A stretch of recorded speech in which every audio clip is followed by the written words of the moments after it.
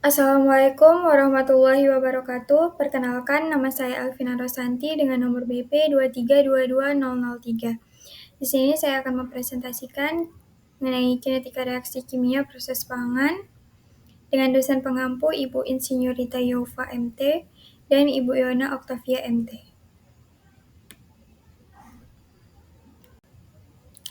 Definisi bahan pangan. Bahan pangan adalah segala jenis zat atau bahan, baik yang berasal dari sumber alami maupun hasil olahan, yang dapat dikonsumsi oleh manusia sebagai makanan atau minuman untuk memenuhi kebutuhan nutrisi, energi, dan fungsi biologis tubuh. Bahan pangan mencakup semua komponen yang dapat dimakan, baik dalam bentuk segar, setengah jadi, maupun produk akhir, dengan tujuan utama mendukung kelangsungan hidup, pertumbuhan, dan kesehatan. Kandungan bahan pangan. Pertama itu ada karbohidrat. Karbohidrat adalah senyawa organik yang terdiri dari karbon, itu C, hidrogen, H, dan oksigen, O. Fungsinya yaitu menyediakan energi untuk aktivitas sehari-hari, mendukung fungsi otak karena otak membutuhkan glukosa sebagai sumber energi utama. Polisakarida seperti serat membantu memperlancar pencernaan. Contohnya, monosakarida yaitu glukosa dengan rumus kimia C6H12O6, fruktosa dengan rumus kimia C6H12O6, dan galaktosa dengan rumus kimia C6H12O6.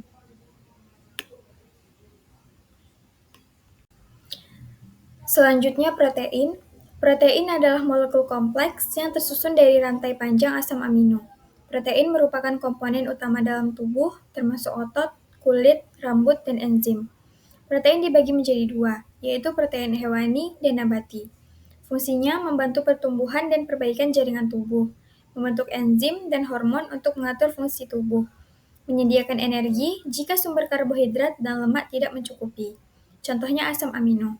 Protein tidak memiliki rumus kimia tunggal seperti senyawa sederhana, karena protein adalah makromolekul kompleks yang terdiri dari rantai panjang asam amino yang terhubung melalui ikatan peptida. Rumus umum asam amino, NH2CHR-COOH.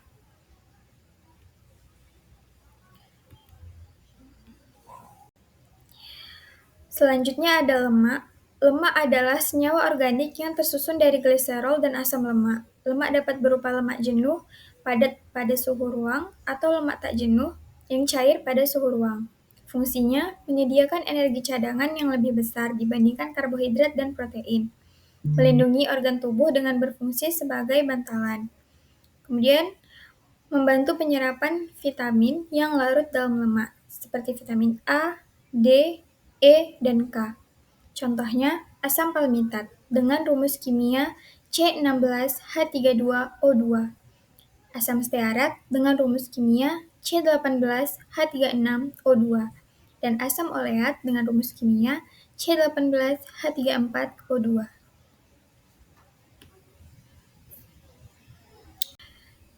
Selanjutnya vitamin. Vitamin adalah senyawa organik yang dibutuhkan dalam jumlah kecil untuk menjalankan fungsi tubuh, seperti metabolisme, pertumbuhan, dan perlindungan dari penyakit.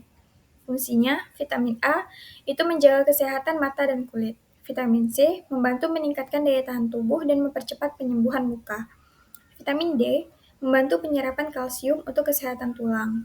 Contohnya itu vitamin A retinol dengan rumus kimia C20H30O, vitamin B1, tiamin dengan rumus kimia C12H17ClN4OS, dan vitamin B12, kobalamin dengan rumus kimia C63H88CON14O14P, vitamin C atau asam askorbat dengan rumus kimia C6H8O6, dan vitamin D, kolekalsiferol dengan rumus kimia C27H44O, dan vitamin E, alfa tokoferol dengan rumus kimia C29H50O2.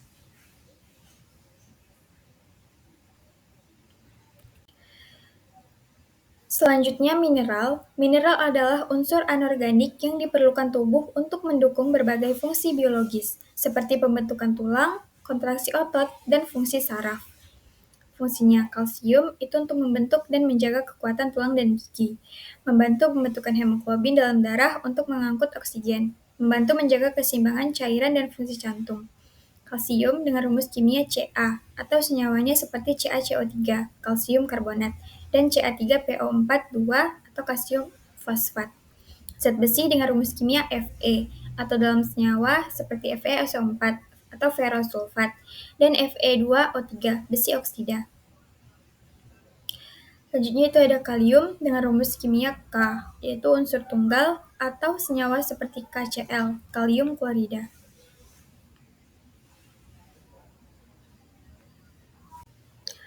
Proses pengolahan pangan. Pengolahan bahan pangan adalah serangkaian proses yang dilakukan untuk mengubah bahan pangan mentah menjadi produk yang siap dikonsumsi. Proses pengolahan ini melibatkan berbagai tahapan, mulai dari pembersihan, pemotongan, pengolahan termal, hingga pengemasan. Tujuan utama dari pengolahan bahan pangan adalah untuk meningkatkan daya simpan, keamanan, dan kualitas produk.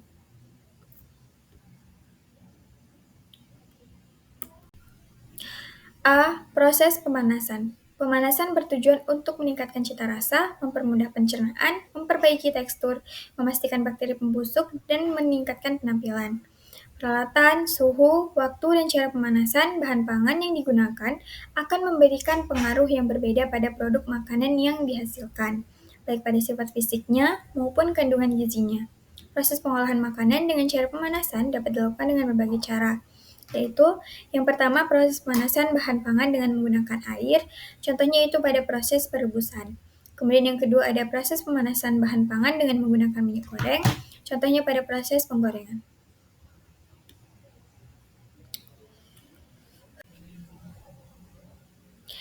Selanjutnya, proses pemanggangan. Proses pemanggangan atau pembakaran adalah proses pemanasan bahan pangan langsung di atas api atau bara api.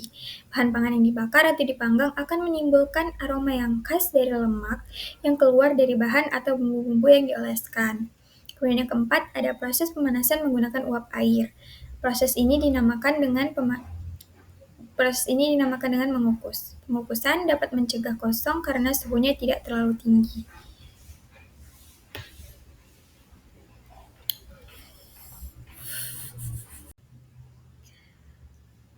Pengurangan kadar air dan bahan makanan. Proses pengolahan yang menggunakan prinsip pengurangan kadar air bahan adalah pengeringan dan pengentalan. Pengeringan bahan dapat digunakan menggunakan sinar matahari, yaitu disebut dengan penjemuran, atau menggunakan alat oven pengering. Emping melinjo, emping Garut, kerupuk, dan ikan asin adalah contoh makanan yang dikeringkan secara alami menggunakan sinar matahari.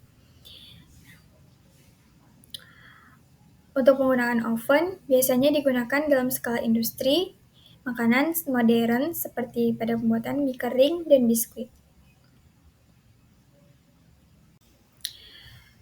Pendinginan dan pembekuan. Terdapat dua jenis proses pengolahan bahan dengan suhu dingin, yaitu pendinginan. Proses ini ditunjukkan untuk memperpanjang umur simpan, bukan untuk mengubah bahan menjadi produk siap saji. Pada suhu rendah, pertumbuhan bakteri, jamur, dan yeast akan dihambat sehingga makanan akan menjadi lebih awet. Proses ini banyak digunakan pada penyimpanan ikan segar, es krim, sayur-sayuran, atau bahan pangan lainnya.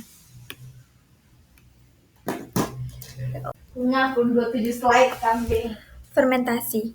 Fermentasi adalah salah satu proses pengolahan menggunakan mikroba, bakteri, jamur, atau ragi sebagai agen siap mengurai komponen dalam bahan pangan menjadi komponen yang lebih sederhana, sehingga menghasilkan berbagai perubahan positif pada makanan yang dihasilkan dibanding dengan bahan pangan aslinya.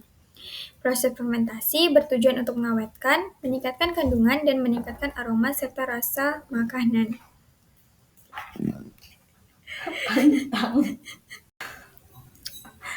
Pasteurisasi, yaitu proses pemanasan bahan pangan dengan suhu tertentu, biasanya suhunya 60-85 derajat Celcius. Contohnya pada proses pasteurisasi susu menggunakan suhu 72 derajat Celcius selama 15 detik, yang kemudian setelah dipanaskan, susunya didinginkan untuk mempertahankan kualitasnya.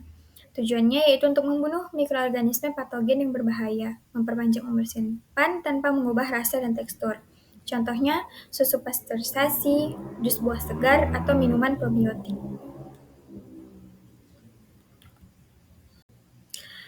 Selanjutnya kristalisasi, yaitu proses pembentukan kristal padat dari larutan cair melalui penguapan atau pendinginan. Prosesnya yaitu larutan jenuh, biasanya seperti larutan gula atau garam, dipanaskan hingga airnya menguap. Nah, saat larutan mendingin, zat terlarut seperti gula atau garam membentuk kristal padat. Tujuannya yaitu untuk memurnikan bahan pangan, memberikan bentuk tertentu yang mudah digunakan atau dikonsumsi. Contohnya pada proses pembuatan gula pasir, garam meja, dan permen keras. Capek, Cok. Gak boleh. Tujuan pengolahan bahan pangan, yaitu meningkatkan keamanan, yaitu membunuh mikroorganisme berbahaya yang dapat menyebabkan penyakit.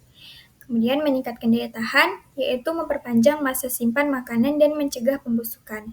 Meningkatkan cita rasa, yaitu menciptakan rasa dan tekstur yang lebih lezat. Meningkatkan nilai gizi, yaitu membuat makanan lebih mudah dicerna dan menyerap nutrisi.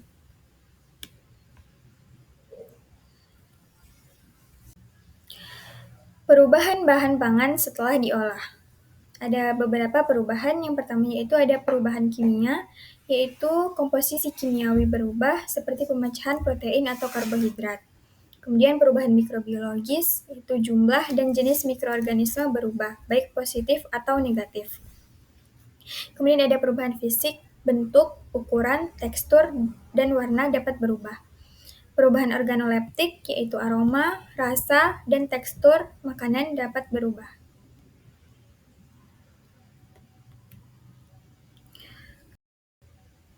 Faktor-faktor yang mempengaruhi kinetika reaksi kimia pada bahan pangan. Yang pertama itu ada suhu. Suhu adalah salah satu faktor utama yang mempengaruhi kinetika reaksi karena hubungan suhu dengan energi kinetik partikel.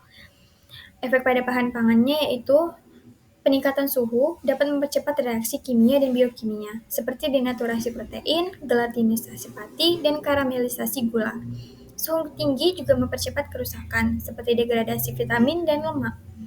Pendinginan atau pembekuan dapat memperlambat pertumbuhan mikroba dan aktivitas enzim, sehingga memperpanjang umur simpan bahan pangan. Contoh kasusnya seperti pasteurisasi susu dapat menggunakan suhu tinggi untuk membunuh mikroba patogen.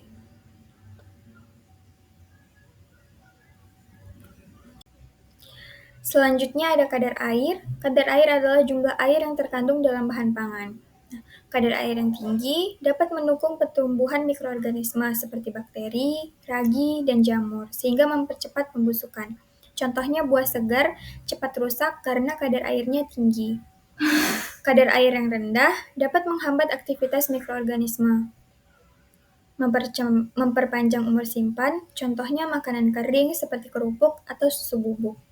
Pengolahan untuk mengurangi kadar airnya itu dapat pengeringan dan penguapan, sehingga aktivitas air menurun dan umur simpan meningkat. Selanjutnya, konsentrasi. Konsentrasi zat terlarut mempengaruhi reaksi kimia, mikrobiologi, dan sifat fisik bahan pangan. Pengaruhnya pada reaksi kimia yaitu konsentrasi yang tinggi, misalnya pada gula atau garam, dapat mempercepat atau menghambat reaksi tertentu. Contohnya, reaksi Maillard lebih efektif pada konsentrasi tinggi gula dan protein. Nah, pada efek pengawetan, konsentrasi tinggi seperti gula pada selai atau garam pada ikan asin dapat menghambat pertumbuhan mikroorganisme dengan menurunkan aktivitas air. Efek pada rasa, konsentrasi mempengaruhi persepsi rasa. Misalnya kadar gula yang tinggi dapat meningkatkan rasa manis, dan kadar garam yang tinggi akan menonjolkan rasa asin.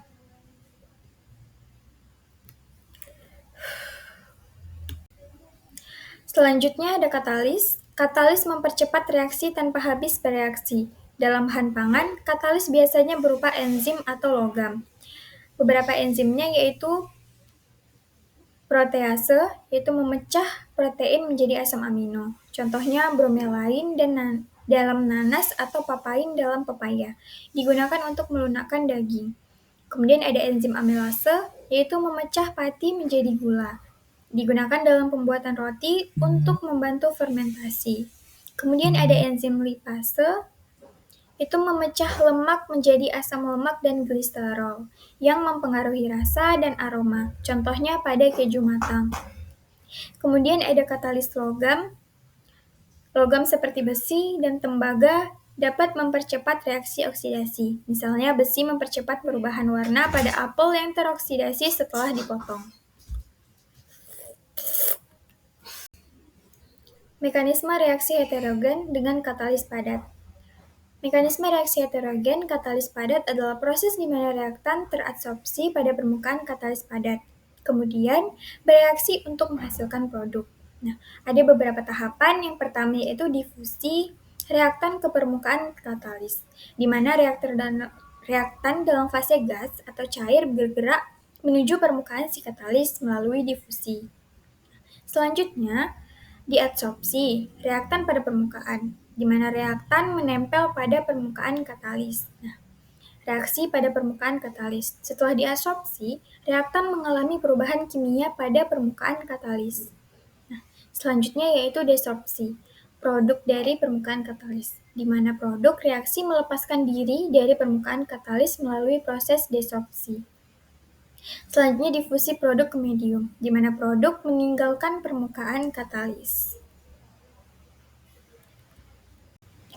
Selanjutnya ada mekanisme reaksi enzim. Mekanisme reaksi enzim adalah proses pembentukan kompleks enzim substrat ES untuk mempercepat reaksi kimia. Berikut adalah tahapan dalam mekanisme reaksi enzim. Yang pertama itu pengikatan substrat pada enzim. Substrat, molekul reaktan, berinteraksi dengan enzim pada situs aktif, yaitu daerah spesifik pada enzim yang memiliki struktur dan sifat kimia yang sesuai untuk mengikat substrat. Kemudian, pembentukan kompleks enzim substrat. Setelah substrat terikat, kompleks enzim substrat mengurangi energi aktivasi reaksi.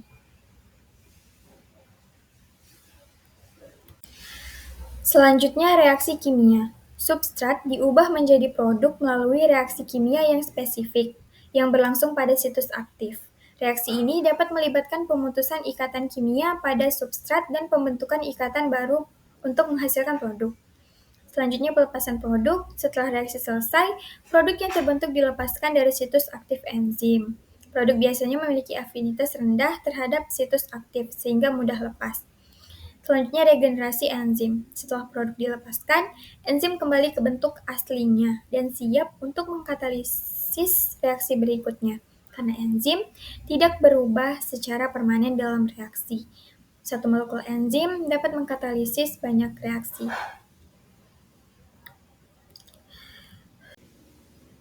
Berikut adalah contoh-contoh katalis enzim.